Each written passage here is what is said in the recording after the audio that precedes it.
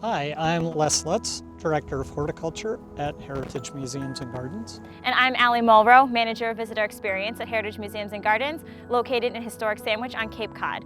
One of the things that makes Heritage so unique is our renowned collection of rhododendrons brought here by Charles Owen Dexter, which you're going to be learning a little bit about today. Hi there, today we're going to talk about pruning our rhododendrons. So Les, why do I need to prune my rhododendrons? Well, there are three reasons why people prune rhododendrons. The first, obviously, is to control size. So this is a big plant. I mentioned in one of our videos that if you plant it in front of your house, it probably will get too big for the location. So if you don't want to prune, plant them where you don't have to prune them.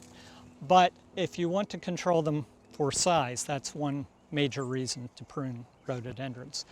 The second is to get a bushier, fuller plant and more flowers ultimately. And the third is to take care of any dead. And that one is pretty obvious. So. That makes sense. So what tools do I need in order to prune my rhododendron? Ideally, probably just a pair of pruners. If you really want to do some pretty hard pruning, then you may need a pair of loppers. Okay. If you're really serious about it, you may need a chainsaw.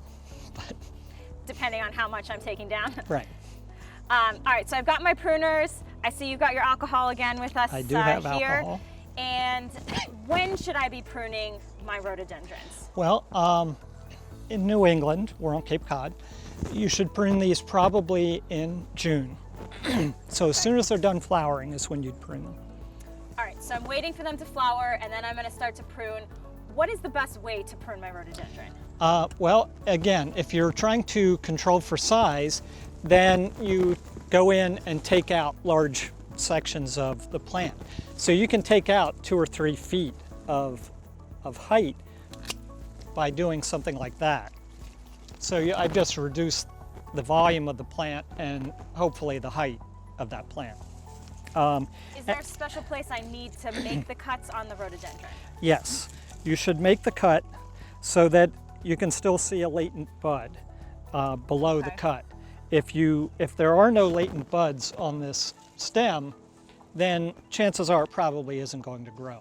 But as long as you see a bud, like one of these, and you were to cut it just above that bud, like that, those buds will start growing this year.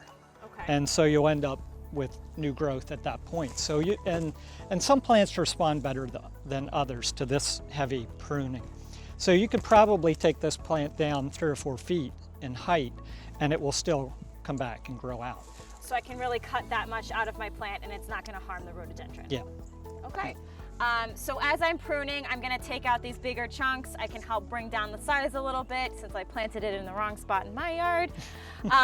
But what about, I've heard about this thing called pinch pruning. Is that something that I should be doing as well? Yes. Pinch pruning, we'll get our plant back here, is really nothing more than taking out the growth bud. So you can see this is a growth bud and you just snap that bud out like that. And then all of those little buds around it will start to grow. So instead of having just one bud grow and all the rest of those sitting there dormant, you'll have 3 or 4 of those start to grow and you'll end up with a fuller, bushier plant. So this is how I get more blooms on my rhododendron? Ultimately, you'll have more flower. Okay. Yes. And you would ideally do this sometime May, April, that time of the year. So right before they start to flower? Yes. Okay. Keeping in mind that you don't want to cut off the flower buds. Right. There's a big difference between these big fat buds and these little skinny buds. Otherwise, this is not going to flower for me this year. Exactly. That makes sense. What about, looks like these are spent buds? Those are spent flowers. Those are last year's flowers. And if you have a lot of free time on your hands, you can go out and snap these off when the plant gets done flowering. Okay. It'll look better. It won't put all of that energy into seeds. And yeah, it just looks a lot better. But it takes a lot of time. So it's more for aesthetics. It's not something that I need to do to keep my plant healthy. No. One thing you do need to keep it healthy though is spray your pruners with alcohol between each plant. So that's when I'm going in to cut out diseases? Or should I do that anytime I'm pruning? I would do it anytime you prune. Just spray the pruners with alcohol between plants. So I'm not transferring disease from plant to plant. Right. That makes sense. Are there any other pruning tips that I should be aware of when I'm taking care of my rhododendrons at home? Well, the other reason to prune is to cut dead, remove dead. And Right. so you can go in and just cut out anything that's dead. So, and I should be doing the same thing that you were telling me, cut right above. In the case of dead wood, okay. I would cut it all the way back to the stem, the largest stem you can get back to. Okay, and that's when I would need the loppers potentially. Yes, potentially That the makes loppers. And again, alcohol is really important.